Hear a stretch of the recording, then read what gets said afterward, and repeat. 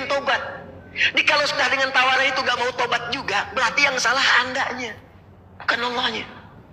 Makanya benar kata Nabi, semua umatku akan masuk surga. Illa man aba, kecuali yang gak pengen. Nah umat Nabi Lut ini, itu minta diazab. Ya Lut, kalau memang benar, katakan dia pada Tuhanmu, azab aja kami, ayo kami tungguin. Memang nantang azab. Umat Nabi Nuh nantang azab, umat Nabi Lut nantang azab, memang minta dihukum. Makanya dijawab oleh Allah ketika diberikan petunjuk gak mau diambil, nantang, diturunkan. Tapi yang menarik, sebelum datang ke sini, mampir dulu malaikat itu ke tempatnya Nabi Ibrahim. Tengah malam sebelum subuh. Kalau kita jam 2:30-an, ya, hal ataka haditsu dhaifi Ibrahim al-Mukramin, Quran surah ke-51 ayat 24, paling kanan agak sedikit ke bawah. Apakah Anda pernah dengar kisah Nabi Ibrahim kedatangan tamu-tamu mulia di pertengahan malam? Tengah malam. Ya, sepertiga menjelang ke arah subuh, datang jam 2:30 kalau sekarang. Ya, idzakhalu alaihi faqalu salama.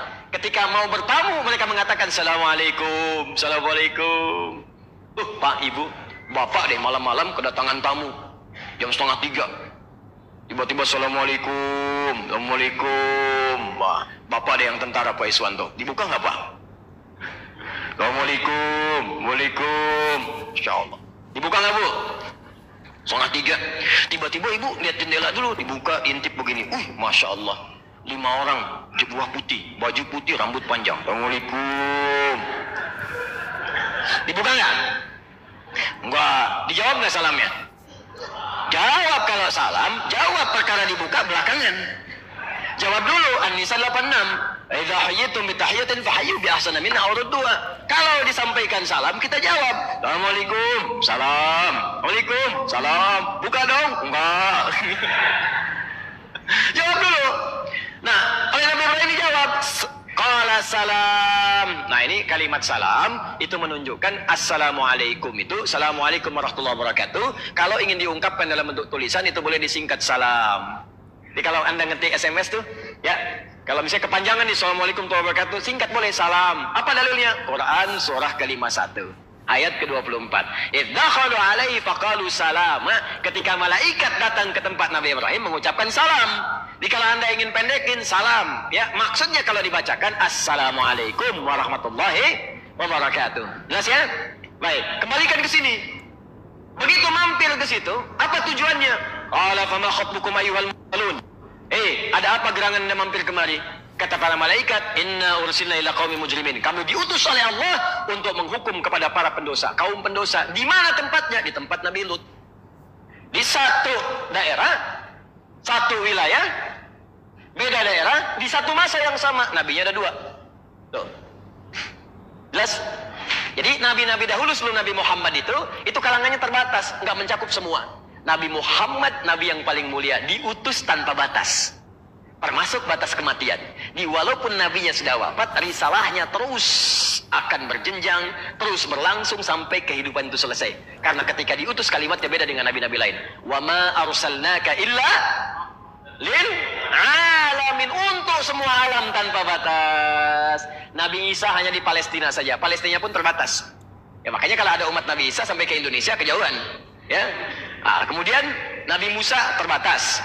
Ya, kemudian Nabi Yusuf terbatas. Bahkan hijrah dari Palestina ke Mesir terbatas. Nabi Muhammad tanpa batas. Nah, karena terbatas, kalimat Qur'annya pun diberikan gambaran dengan kitab yang isinya terbatas. Kalimatnya singkat, sampaikan 10 perintah saja. Sampaikan sekian perintah saja, langsung tanpa tahapan. Karena itu kalimatnya menggunakan anzala. Al-Quran menggunakan nazzala. Buka Quran surah ketiga Ali Imran ayat ketiga. Nazzala alaikal kitaba bil haqqi musaddiqan lima baina yadayhi wa anzalat taurata wal injil. Taurat dan Injil menggunakan anzala, Al-Quran menggunakan nazzala. Jelas? Jadi kalau ada nazzala yunazzilu, itu artinya bertahap, nggak semuanya. Contoh ayat hujan. Ayat hujan pakai nazzala, bukan anzala. Quran surah ke-31 ayat 34. Innallaha indahu ilmus sa'ah wa yunazzilul ghaith. Hanya Allah yang tahu kapan kiamat terjadi, dan hanya Allah yang mengatur cuaca, termasuk menurunkan hujan. Makanya sekarang tidak ada kepastian cuaca, yang ada adalah perkiraan cuaca. Gelap, kilat, menyambar-nyambar, dar. Hujan enggak, udah itu terang lagi. Yang nggak ada kilat, hujan. Makanya kalimatnya menggunakan nazzala yunazzilu. Kalau kalimatnya menggunakan anzala wa yunzilul ghais, itu artinya sebumi hujan semua, banjir bumi. Ya. Nah ini teman-teman sekalian, ketika kalimat di satu surah ini menggunakan anzala, ini artinya jangan membaca surah An-Nur sebagian-sebagiannya saja untuk diamalkan. Ambil semuanya, keseluruhannya. Saya turunkan kata Allah, sesurat ini yang penting jadi cahaya, bukan sebagian-sebagiannya. Karena itu menggunakan kalimatnya anzala, bukan nazzala. Nah, ini ngajinya begini, ya, pakai ilmu sorobnya. Terus, wa faradnaha. Wa-nya itu ma'iyah. Ya, kita pakai ilmu nahu, ngajinya yang betul. Ya, kita insya Allah betul-betul ngaji ini ya. Wa harfu atfin rabitin baina syai'aini bima'na al-ma'iyah. Huruf yang menjandingkan antara dua peristiwa yang bergandengan, tak bisa dipisahkan. Antara satu dengan dua harus nyambung. Ya, tapi ada jarak, nggak langsung. Bisa bersamaan, bisa ada jarak. Kalau tidak ada jarak, menggunakan fa, ya. Nah, kalau tidak ada jarak, kan fa. Ini. Misal. Dhahaba Ahmadu ila Jami al-Hikmah. Fa Muhammad. Ahmad pergi ke Masjid Al-Hikmah, lalu diikuti oleh Muhammad menggunakan fa. Maka antara Ahmad yang pergi dengan Muhammad nggak ada jarak. Begitu Ahmad keluar, Muhammad langsung ikut di belakang, nempel. Nah, ini dua peristiwa. Contoh, Nabi Zakaria pernah berdoa dalam sholat. Ya Allah, saya minta keturunan. Orang mengatakan saya nggak mungkin punya keturunan, maka saya minta kepadamu saja yang tidak punya batas dalam pengabulan. Begitu beliau meminta, sedang berdiri dalam sholatnya, bahasanya berdiri qaimun, sedang sholat yusolli, baru selesai mintanya, belum selesai sholatnya, belum selesai. Baru selesai minta, langsung turun jawaban. Doa kamu dikabulkan. Turun malaikat mengatakan kau akan punya anak, namanya Yahya. Bahasanya menggunakan fa. Buka Quran surah ketiga Ali Imran ayat 38 sampai 39. Yang 38-nya yang mintanya. Qala rabbi habli min ladunka dzurriyyatan thayyibah innaka sami'ud du'a. Begitu selesai berdoa, belum selesai salatnya, turun malaikat pakai fa. Fanadatul malaikatu wa huwa qaimun yusalli fil mihrab. Maka langsung turun malaikat, sedangkan beliau masih sholat di mihrabnya, belum selesai sholatnya, baru selesai doanya. Kalau pakai wau, mungkin dikabulkannya habis selesai sholat, atau saat sujud baru dikabulkan. Doanya berdiri dikabulkan saat sujud. Doanya dalam sholat dikabulkan pasca sholat, mungkin pakai wau. Tapi kalau pakai fa, langsung seketika. Ya, awas, ini saya sampaikan ini karena penting. Kalau baca Quran, baca hadis, menemukan huruf ini, langsung praktekkan maknanya. Ya, An-Nasai nomor hadis 886. Kalau Anda mengangkat tangan, boleh sejajar dengan bahu di Al-Bukhari, hadraman kibai, atas sejajar dengan daun telinga di An-Nasai nomor hadis 1101. Begitu Anda mengangkat, di 886-nya, fawadha'a yadahul yumna 'alal yusra, maka segera meletakkan telapak tangan yang kanan di punggung yang kiri begini. Pakai fa. Di antara ngangkat dengan meletakkan, langsung ini menandakan tidak ada gerakan lain. Ya, ini menandakan tidak ada gerakan lain. Jadi begitu Anda takbir, Allahu Akbar, langsung yang kanan letakkan di kiri. Di kanan yang ini letakkan di kiri. Boleh begini, pas.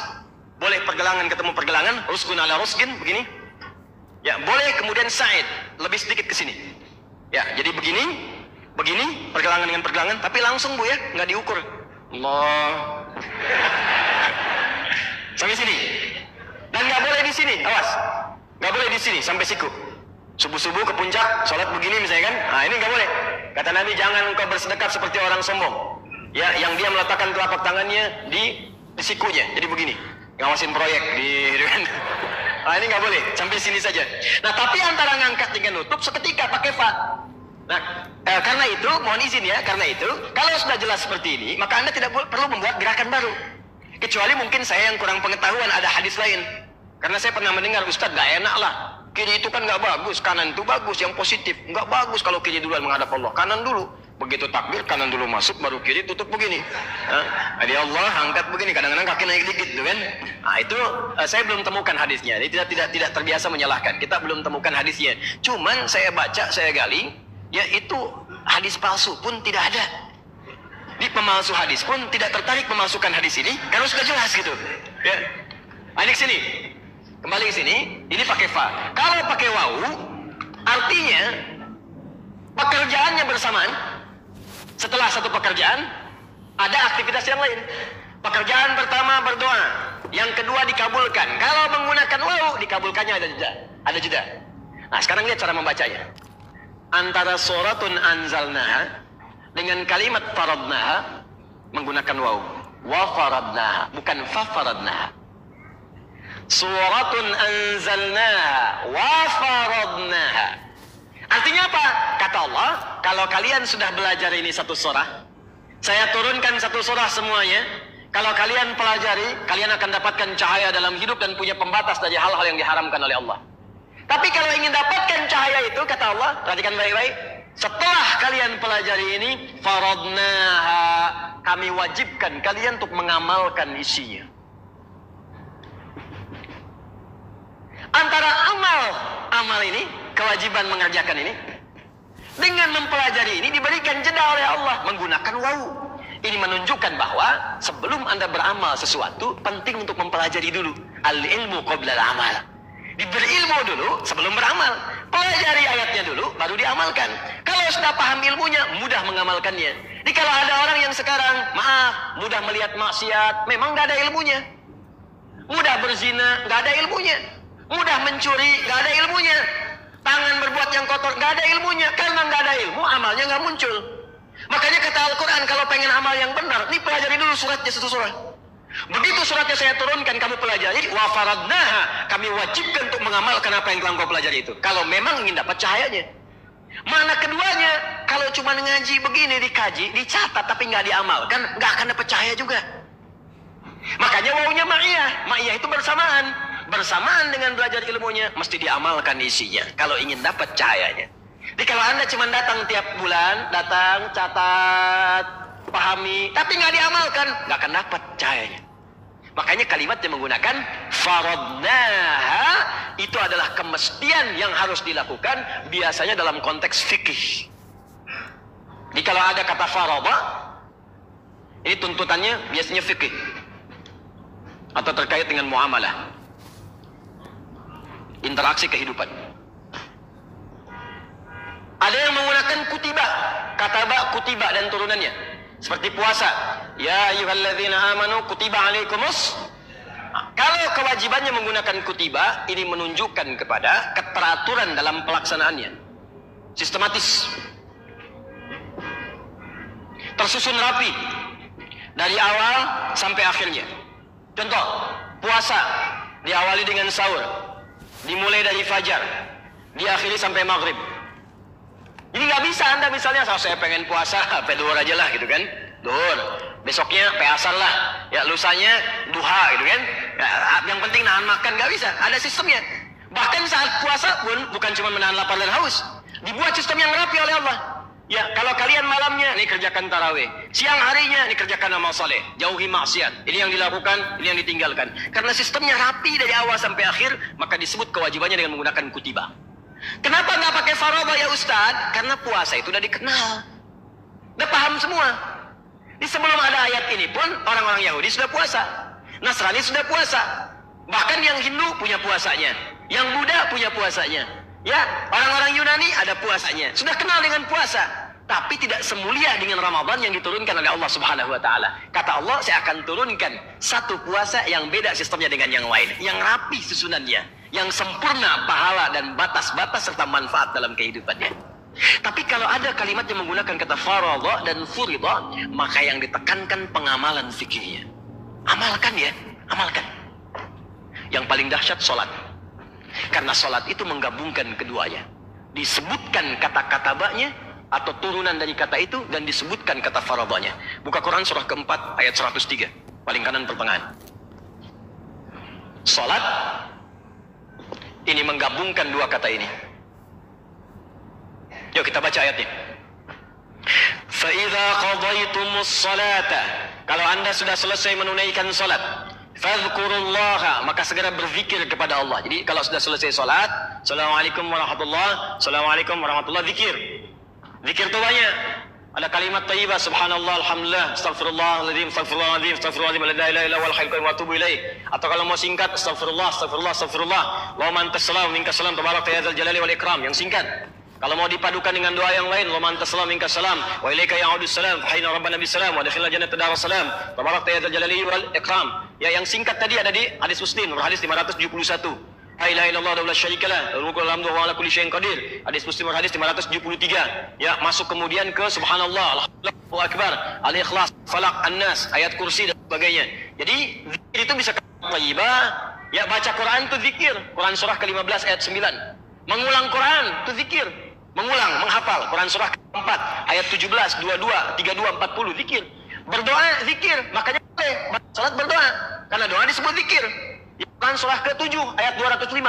Wazkur rabbaka fi nafsika tadarruan wa khifatan wa dunal jahri minal qaul. Boleh. Makanya Nabi pun berdoa setelah salat.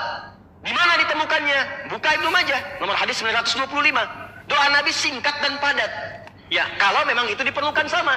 Allahumma inni as'aluka ilman nafi'a wa rizqan thayyiba wa amalan mutaqabbala. Kalau Anda pengen yang lain karena belum ada yang disebutkan di zaman Nabi, silahkan tambahkan. Zaman Nabi nggak ada ujian, UAN nggak ada, UAS nggak ada, UMPTN nggak ada. Anda sedang kuliah, pengen doa, setelah sholat silakan. Ya Allah, mudahkan ujian saya, ya Allah. Ya, tapi yang bagus. Jangan Anda sendirian. Ya Allah, mudahkan untuk saya, sulitkan bagi yang lain, ya Allah. Luluskan saya yang lain, jangan, ya Allah. Supaya saya nggak ada saingan. Nggak boleh. Minta yang baik-baik. Minta. Boleh, silakan. Nah, yang paling menarik, fadhkurullaha qiyaman wa qu'udan wa ala junubikum. Kalau Anda selesai sholat, walaupun buru-buru, tidak menghalangi Anda untuk zikir. Anda pengen cepat-cepat, ada dinas, ada pekerjaan, tapi kan sambil jalan bisa berzikir. Apa nggak bisa dari berdiri sampai ke tiang masjid sana baca istighfar, astagfirullah, astagfirullah, astagfirullah. Sambil ke mobil, subhanallah, subhanallah, subhanallah. Sambil berjalan silakan. Duduk kalau tenang silakan. Sambil baring silakan. Fa idza ma'nantum fa aqimus shalah. Kalau sudah tenang, enak, tunaikan salat dengan nyaman, termasuk salat sunnah. Ujung ayatnya, lihat ujung ayatnya. Innas salata kanat 'alal mu'minina kitaban mauquta. Pakai kitab. Sungguh salat itu bagi orang-orang beriman, kata Allah, saya tetapkan waktu yang sangat teratur. Aturannya tentang waktunya disebut menggunakan kitab. Kitaban mauquta. Dari kataba. Waktunya disusun. Isya malam nih. Ya, awas, maghrib menjelang malam, zuhur siang-siang, asar ke tengah sore, subuh disebut sholat subuh, subuh sampai isya teratur. Bahkan kalau mau dijamak diatur, yang boleh dijamak yang berdekatan. Zuhur ke asar silahkan, asar ke maghrib karena zuhur udah dengan asar nggak bisa ke maghrib, maghrib dengan isya. Subuh diletakkan paling jauh, jauh ke isya, jauh ke zuhur, makanya nggak bisa jamak zuhur dengan subuh. Entar saya jamak aja deh, itu kesiangan namanya. Ya. Sama zuhur dengan tahajud, nggak bisa. Subuh dengan tahajud, nggak bisa dijamak. Karena itu letaknya jauh, diatur waktunya. Bahkan ketika ditekankan kalimatnya menggunakan faradha. Innalladzi farada 'alaikal qur'ana laradduka ila ma'ad. Kata Allah, Muhammad, aku yang mewajibkan semua hukum dalam Al-Quran, aku pasti akan mengembalikan engkau pada kematian. Nabi pun, itu ditegaskan oleh Allah Muhammad. Kalaupun kami nabi, kamu nabi, tetap kamu beramal. Dan saya wajibkan kau beramal. Anda bayangkan ya, Nabi Muhammad itu orang paling takwa, terjamin surga. Ini satu-satunya Nabi yang sebelum wafat surganya sesurat turun. Sebelum wafat turun sesurat. Inna a'tainakal kautsar fasalli li rabbika wanhar inna syani'aka huwal abtar. Itu satu surah tentang surga. Makanya Al-Imam Asy-Syafi'i berfatwa dengan bismillah dijaharkan di dalam salat karena mengambil riwayat ketika hadis ini turun. Kata Nabi tersenyum tuh. Sahabat tanya, kenapa Rasulullah engkau tersenyum? Kata Nabi, barusan turun satu surat kepadaku, Bismillahirrahmanirrahim. Inna a'tainakal kautsar, fasalli li rabbika wanhar, inna syani'aka huwal abtar. Kata Imam Asy-Syafi'i, karena Nabi Muhammad ketika membaca surat itu menggunakan Bismillahirrahmanirrahim dengan kalimat jahar, maka beliau berfatwa dengan jahar. Ahmad bin Hanbal dengan sir, silent. Ya, Imam Malik, Imam Abu Hanifah tidak membacakannya. Abu Hurairah baca rakaat pertama jahar, selanjutnya tidak, karena ada 70 hadis tentang basmalah di sini. Tapi poinnya, surah Al-Kautsar, satu surah yang diturunkan menjamin Nabi masuk surga dengan semua kenikmatan yang paling indah. Satu-satunya Nabi yang akan diberikan nikmat surga sampai merasa puas, Nabi Muhammad. Di surat Ad-Duha, wala saufa yu'tika rabbuka fatarda. Muhammad jangan khawatir, entar kalau sudah ke surga, saya berikan kau nikmat sampai puas. Padahal kaidah nikmat itu nggak ada yang puas. Orang tuh kalau sudah dapat nikmat gak pernah puas, Bu, Pak. Nih, saya contoh ya. Anda tuh dapat sepeda nikmat bukan?